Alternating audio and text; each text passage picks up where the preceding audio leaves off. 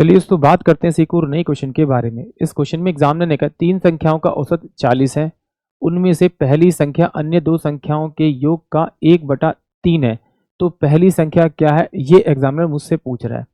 तो सिंपल सी बात है, अगर इस क्वेश्चन को आप ऑप्शन की मदद से करना चाहते हैं तो भी क्वेश्चन आसानी से सोल्व हो जाएगा, और अगर डिटेल से सोल्व करना चाहते तो भी आसानी से हो जाएगा।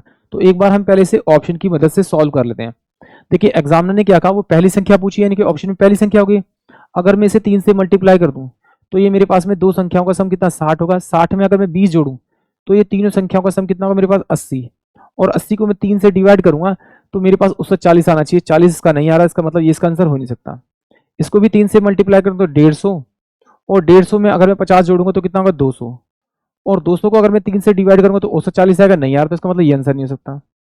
25 3 75, ये मेरे पास 75 होगा। 75 में अगर 25 जोड़ूंगा तो मेरे पास कितना आएगा 100, 100 को 3 से भाग करूंगा तो ये नहीं बनेगा औसत। तो इसका मतलब 30 को अगर मैं 3 से मल्टीप्लाई करूंगा तो कितना 90, और 90 में अगर 30 जोड़ूंगा तो कितना हो जाएगा मेरे पास में 120, और 120 को अगर मैं 3 से भाग करूं तो क्या मेरे पास में 40 आ रहा है, बिल्कुल आ रहा है औसत। यानी कि ऑप्शन जो डी होगा वही इस क्वेश्चन के लिए करेक्ट होगा। कभी कभी कैलकुलेशन थोड़ी कॉम्प्लिकेटेड होती है तो हम इसे ऑप्शन की मदद से सॉल्व कर लेते हैं।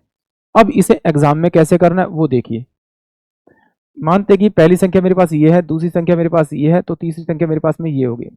अब कह रहा है इन दोनों की संख्याओं का जो सम है उसका 1/3 ही है। अगर मैं मान लूं कि इन दोनों संख्या का सम 3 है तो ये वाली संख्या कितनी होगी मेरे पास 1, तो इन तीनों का जो सम होगा वो कितना होगा आपका 4।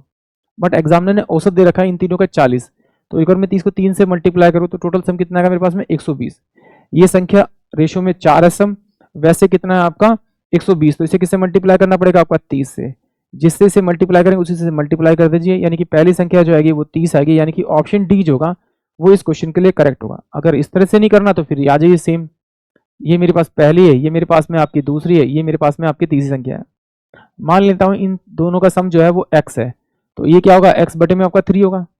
अगर इन दोनों को मैं जोड़ूंगा तो ये मेरे पास में कितना होगा x प्लस का आपका 3x बटे में आपका 3, और बराबर में कितना हो जाएगा आपका 40 हो जाएगा 40, और इंटू में आप 3 से मल्टीप्लाई करोगे तो इसका ये क्या आ जाएगा आपका औसत। औसत को 3 से मल्टीप्लाई सम आ जाएगा, तो क्रॉस मल्टीप्लाई कर देते हैं तो ये कितना होगा आपका 4x बराबर में 40 इंटू में आपका 3 इंटू में आपका 3 हो जाएगा। इससे ये कट जाएगा सामने वाली तो x इजकल टू में कितना हो जाएगा 3 गुना में आपका 3 गुना में आपका 10। ये मेरे पास में x की वैल्यू आ गई। अब एग्जामिनर ने मुझसे पूछा पहला नंबर क्या है इसका 1/3, यानी कि 1/3 करूंगा तो मेरे पहला नंबर आ जाएगा। इससे काटूंगा तो 30 आ जाएगा। यानी कि ऑप्शन जो डी होगा वो इस क्वेश्चन के लिए करेक्ट होगा। आई होप आप सभी को क्वेश्चन समझ में आया होगा।